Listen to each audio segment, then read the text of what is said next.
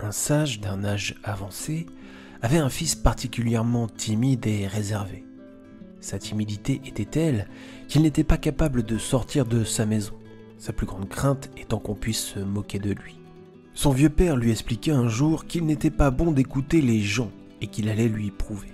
« Demain, lui lança-t-il, tu m'accompagneras au marché. » Très tôt en matinée, ils quittèrent tous deux la maison, le vieux sage installé sur le dos de son âne et son fils marchant à ses côtés.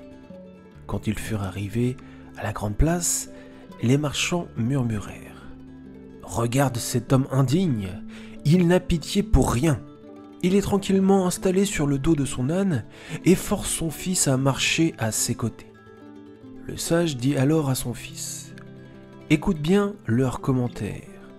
Demain, tu reviendras avec moi en ce lieu. » Le second jour, le vieil homme et son fils firent exactement le contraire. Le jeune homme monta sur l'âne et le vieil homme, quant à lui, marcha à ses côtés. Dès l'entrée de la place, les mêmes marchands étaient là et s'écrièrent : « Regardez cet enfant sans éducation, il se prélasse paisiblement sur le dos de l'âne, alors que son pauvre père se traîne à ses côtés dans la poussière.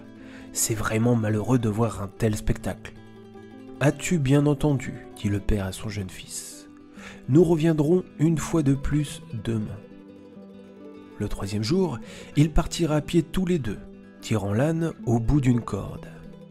Une fois de plus, les marchands se moquèrent. « Regardez ces deux idiots, ils marchent à pied et n'utilisent même pas leur âne à bon escient. »« Écoute-les une fois de plus, » dit le vieil homme à son fils. « Demain, tu m'accompagneras encore une fois au marché. » Le quatrième jour, ils décidèrent de tous les deux monter sur l'âne.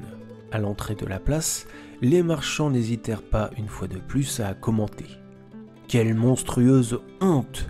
Regardez ces deux énergumènes faire souffrir ce pauvre animal de la sorte. Ils n'ont donc aucune pitié. » Le cinquième jour, ils arrivèrent tous les deux au marché, en portant l'âne sur leurs épaules.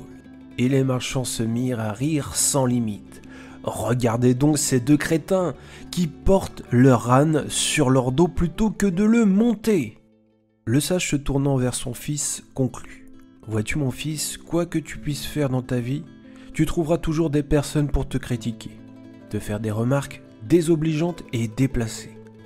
Alors, n'écoute pas leur opinion, mais sois et reste toi-même. Trouve ton propre chemin sans tenir compte de l'opinion des autres. »